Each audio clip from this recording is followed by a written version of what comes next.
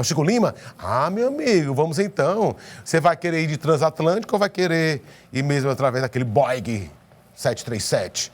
Vamos então rodar o mundo, norte, sul, leste, oeste desse globo terrestre. Será que vamos aterrissar na Antártica, na África, na Ásia, nos Estados Unidos, aqui mesmo pela América do Sul? Quem vai dizer isso é ele, quando ele está trazendo o olhar pelo mundo na sua visão. Jornalista Chico Lima. Chico, adoro interagir com você, tá bom? Muito obrigado pela sua presença sempre aqui no Cidade Viva. E você com esse novo quadro tá me deixando muito assim, além de informado, muito feliz, porque eu passo o dia vendo noticiário, vendo tudo, e eu escuto várias notícias interessantes do mundo afora e às vezes não é debatida aqui no Piauí, porque geralmente o jornal é mais local. Mas agora com essa oportunidade, todo mundo merece, tem que saber de tudo, né? Porque tudo isso influencia no nosso comportamento, influencia no comportamento do globo, né? No dólar e na bolsa, enfim. Mas agora nós vamos, então, decolar e aterrissar aonde? Qual o primeiro assunto? De qual local que você traz pra gente? Bom dia, meu querido amigo. Bom dia, Laércio. Bom dia a todos que nos acompanham aqui no Cidade Viva. É um prazer estar aqui com vocês no programa. O prazer é meu estar podendo participar aqui com você, trazendo essas notícias. E como você falou, hoje em dia o mundo tão conectado, a globalização deixa as pessoas tão próximas, né? Os estados no sentido de nação estão muito próximos uns dos outros. E qualquer coisa que acontece no Japão ou na Mongólia acaba influenciando de um jeito ou de outro aqui no Brasil. Bom, a gente começa aqui mesmo, na América, né? Só que lá na América do Norte, nos Estados Unidos, infelizmente, mais um evento trágico aconteceu lá com relação a pessoas negras, né? No último domingo, um homem negro chamado Jacob Blake foi alvejado com 7 tiros na frente dos filhos, dentro de um carro, por um policial branco lá nos Estados Unidos. O telespectador deve estar lembrado que não faz muito tempo que a gente teve um caso extremamente trágico, bastante revoltante, em que um policial matou também um outro homem negro, que foi o George Floyd, que acabou disseminando uma série de protestos, não só nos Estados Unidos, como no mundo todo, em razão do racismo estrutural que existe. A gente falou aqui no Cidade Viva sobre isso. E agora, mais um caso acontece, o Jacob Blake, ele acabou sendo alvejado, né, sendo vítima desses tiros dos policiais. O caso foi o seguinte, Lécio, ele estava meio que tentando separar uma briga de um casal e a polícia foi chamada, houve uma confusão, ninguém sabe bem ao certo o que aconteceu. Só que ele saiu, né, tem câmeras, duas câmeras de celular mesmo, filmaram a cena, e ele vem saindo, meio que ignorando a polícia, os chamados da polícia, tenta entrar no carro dele, um policial puxa ele pela camisa, como ele não cede à pressão do policial, o policial acaba atirando 7 vezes nele pelas costas. Os 3 filhos dele estavam dentro do carro. O Jacob Blake foi hospitalizado, continua em estado grave, inclusive ele já perdeu o movimento das pernas, não se sabe se é algo permanente ou se é algo momentâneo, mas por hora ele está paraplégico, perdeu o movimento das pernas, e isso, claro, gerou uma onda de protestos pelos Estados Unidos. Ontem aconteceu a 3ª noite de protestos desse tipo, 2 pessoas morreram nesses protestos. O incidente aconteceu na cidade de Kenosha, lá no estado de Wisconsin. A gente estava falando a respeito desse caso do Jacob Blake. Então, retomando, ele tinha sido hospitalizado, já perdeu o movimento das pernas, pelo menos por hora. Não se sabe se esse vai ser um estado permanente.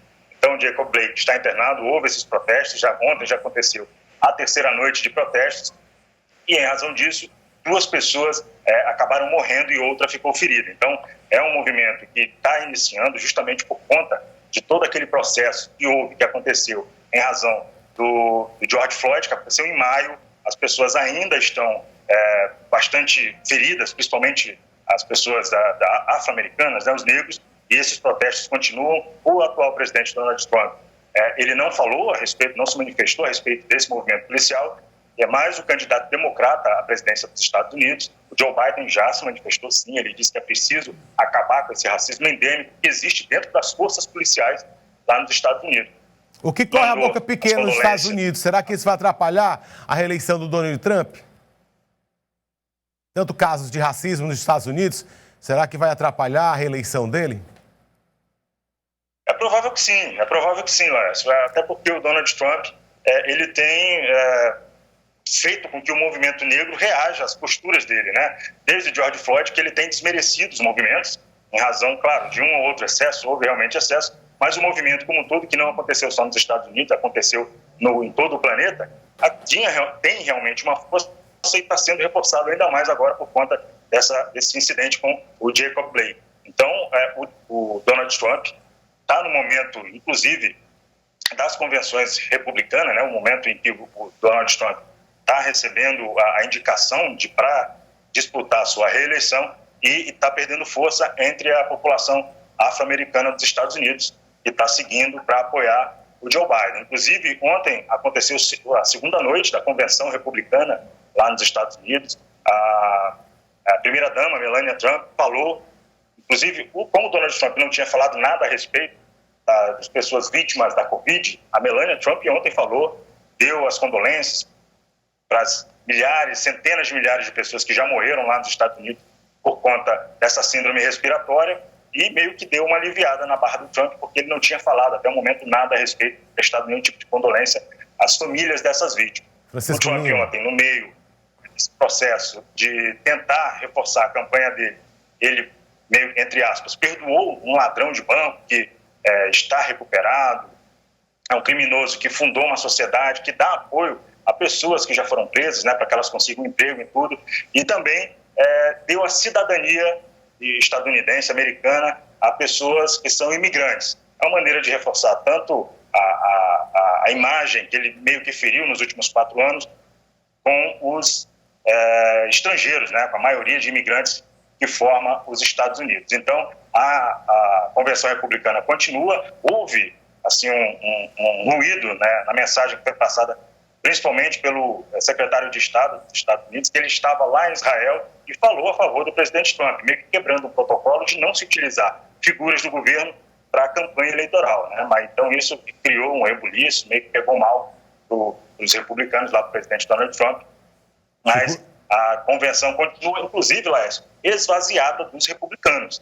Alguns dos republicanos famosos, como por exemplo o ex-presidente George W. Bush, eles não vão participar dessa convenção porque eles não se identificam com Donald Trump. Acreditam até que o Partido Republicano deixou de ser dos republicanos para ser do presidente Donald Trump. É uma frase que vem sendo muito dita pelos próprios republicanos. Agora, de tudo que você falou, o que mais me chamou a atenção, esperando só você dar uma pausa para eu comentar, longe de ter a popularidade de Michelle Obama, a Melania falar. Eu acho que foi a primeira vez que ela se pronunciou. Você já teve notícia dela ter se pronunciado em outro evento? Eu nunca tinha ouvido falar que ela tem menos aberta a boca para dizer alguma coisa. Ela é linda, pelo menos ela passa um ar, assim, de sofrimento, né? Às vezes até de penúria por estar ao lado do Trump, não sei. Mas é o que ela me passa, para mim, particularmente, né? E ela falando, como é que é? Foi simpática? Teve aceitação? A popularidade dela aumentou? Isso vai ajudar o Trump? Isso que falta a Melania, ela fala assim, eventualmente ela faz alguns discursos, inclusive, talvez você deva se lembrar, em 2019 ela foi acusada de plagiar um discurso da Michelle Obama. Ela fez um discurso que era muito similar a um discurso que a Michelle Obama tinha feito anteriormente. Depois esclareceu-se que, na verdade, quem tinha feito não era ela o discurso, ela tinha apenas lido, e quem tinha feito esse discurso era um dos porta-vozes que ela tinha, um dos redatores, e tinha sido contratado para isso. Então, meio que ela ficou isenta dessa acusação de plágio por conta disso. Mas falta a ela uma certa espontaneidade para falar. Você falou como é que foi o desempenho dela durante o discurso ontem. Na verdade, ela foi meio, como a gente costuma dizer aqui, xoxa, de acordo com os especialistas. Falta um pouco mais de empatia, um pouco mais de pulso e de vivacidade, de acordo com as análises dos especialistas lá nos Estados Unidos. Algo que a Michelle Obama tem de sobra, né, pela desenvoltura e tudo. Mas, assim, na verdade, são jeitos de ser, personalidades diferentes. A Michelle tem um histórico maior na política, né, de ser mais aguerrida, de acompanhar o ex-presidente, o Barack Obama, durante a sua trajetória, enquanto homem público da política. A Melania não, né, não tem esse trato mais de lidar com as pessoas, com o público, uma vez que o Trump entrou agora mesmo na política, pelo menos organizacional, né, do Estado. Tudo, Chico Lima. Há bastante tempo. Chico Lima, e o Ponte, ele comprou, foi mil gato ou chumbinho? Olha lá, essa ainda é uma acusação que está sendo feita em cima do presidente da República de tentar envenenar mais um opositor dele, né? O Alexander Navalny foi envenenado, inclusive ele estava fazendo uma viagem de avião lá dentro da Rússia mesmo, se sentiu mal, o avião teve que pousar, ele foi enviado para um hospital, chegou lá, os médicos não quiseram falar a respeito da condição de saúde dele, a família pressionou para que ele fosse levado para fora da Rússia. Ele foi levado para a Alemanha e o hospital alemão, os médicos lá da Alemanha, lá de Berlim, disseram, olha, ele realmente foi envenenado. Então, agora recaiu-se a suspeita de que o governo russo agiu de alguma forma para envenenar o Navalny, que é um opositor, e não é a primeira vez que ele sofre envenenamento. Ele já sofreu envenenamento algumas outras vezes, ele é opositor russo, quase foi adversário do Putin nas últimas eleições, foi impedido de participar, ele denuncia malfeitos do Trump, ele já denuncia, do Putin, está falando da Rússia, ele denuncia malfeitos do Putin, ele denuncia corrupção no governo Putin, então por conta disso ele é bem visível contra o governo lá da Rússia. Já foi preso algumas vezes e por conta disso, não. Se acontecer alguma coisa, provavelmente foi o governo da Rússia, que não é a primeira vez que é acusado de envenenar opositores. Tem uma série de outras pessoas que também já foram envenenadas. Agora, Alemanha, França, inclusive a Alemanha através da Angela Merkel, ela própria falou. E Angela Merkel está... E diversos... A OTAN também pediu que a Rússia se posicione e encontre os culpados para que eles possam ser punidos. E o Putin apareceu em público e disse, nós vamos sim atrás dessas pessoas e eventualmente nós vamos ser punidos. E a Angela Merkel está de mutuca ligada, né, por rumo do Brasil, em relação ao que se fala em meio ambiente. Exatamente. A gente até citou na semana passada, na semana anterior, a respeito desse problema do Brasil, né, com a Kamala Harris, que falou que o Bolsonaro precisava ter um cuidado maior com a Amazônia. Agora foi a Angela Merkel, que disse que é difícil que haja um acordo comercial entre os blocos União Europeia, na qual ela é uma das líderes, né, que tem 27 países, e o Mercosul, com os 4 países, Brasil, Paraguai, Argentina e Uruguai, uma vez que há muitos problemas ambientais na Amazônia. O crescimento do desmatamento impede que haja um acordo entre os dois países, entre os dois blocos. E não é a primeira vez que isso acontece. Inclusive, o acordo comercial, Laércio, para que ele ocorra entre a União Europeia e Mercosul, ele precisa ser aprovado por todos os parlamentos de todos os países, tanto lá na Europa quanto aqui no Brasil. Claro, aqui no Brasil, aqui no Mercosul, a gente tem o Brasil, Paraguai, Uruguai e Argentina, eu acho que não vai ter problema nos parlamentos para que a gente consiga fazer um acordo lá. Mas lá entre eles, é mais concorrência que está chegando. Então, eles vão encontrar uma série de dificuldades. A França, por exemplo, tem muito a perder, porque é um grande produtor agrícola. Então, vai perder mercado, porque o Brasil tem muito mais força na agricultura que a França. Então, qualquer desculpa que eles puderem arranjar para impedir ou para dificultar esse acordo, eles vão conseguir.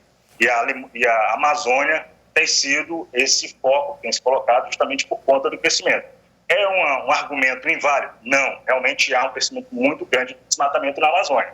Mas aí os europeus vão cair em cima justamente para tentar impedir ou encontrar argumentos para que esses acordos não sejam fechados tão cedo. Então, o governo brasileiro disse que não vê problema e que está à disposição para continuar e tentar implementar o máximo possível de ações que possam preservar a Amazônia, mas por hora isso não tem acontecido, não. Ei, meu irmão, e agora a gente vai falar sobre o OMS, que está trazendo um assunto que as pessoas podem pegar mais de uma vez o coronavírus. É uma preocupação, Lécio. Já aconteceu 2 casos na Europa e um caso lá em Hong Kong, né, na China, que é uma província chinesa lá que é independente. Então, assim, a OMS está preocupada.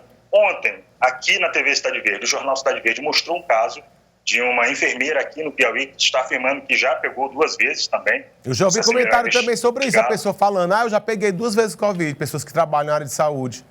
Não foi só uma vez. Tem acontecido. Então, assim, a OMS está preocupada porque pode trazer uma nova realidade para a Covid, que mesmo com a vacina, a gente não esteja tão protegido assim. Há essa preocupação. E tem um isso exemplo... por conta da OMS. Perdão, Laércio, pode falar. Aí tem um exemplo bom, por causa do tempo que a André está ali só me atosigando, tem um exemplo bom, não é isso, de homenagens. Lá no Peru, as pessoas estão fazendo homenagem como as pessoas que morreram de Covid. Bacana, Laércio. O Peru infelizmente, é um dos países que tem um índice maior de mortes por conta da Covid-19 e a gente sabe como é que tem sido o velório dessas pessoas. Morre, sai do hospital direto para o cemitério, os familiares nem têm tempo de se despedir. Então, algumas instituições lá do Peru compraram ou cederam espaços nos outdoors para que as pessoas pudessem fazer suas homenagens aos seus parentes. Então, diversos outdoors por vários lugares, várias cidades do Peru estão cedendo espaço. A pessoa manda a foto do seu parente que morreu, coloca a sua homenagem gratuitamente para que quem passe possa ver essas pessoas se despedir. Não é uma forma, é tão difícil você perder um parente, ainda não poder se despedir desse parente, né, que é como a gente costuma fazer no velório. Então, assim, é uma forma de compensar essa falta. Claro, não tem como ser compensada, mas minimiza um pouco a dor, publicizando, mostrando para todo mundo que aquela pessoa que morreu era muito querida para alguém, mostrando também a tragédia, são essas mortes pela Covid-19, um belo exemplo lá das empresas, tá? Empresas comerciais, empresas privadas do Peru. Francisco Lima, muito obrigado por estar aqui com a gente, aqui no Cidade Viva, mais uma vez. Já fico na expectativa já do próximo encontro, que é o assunto que a gente vai desenvolver. Boa tarde, meu irmão, um grande abraço e até mais.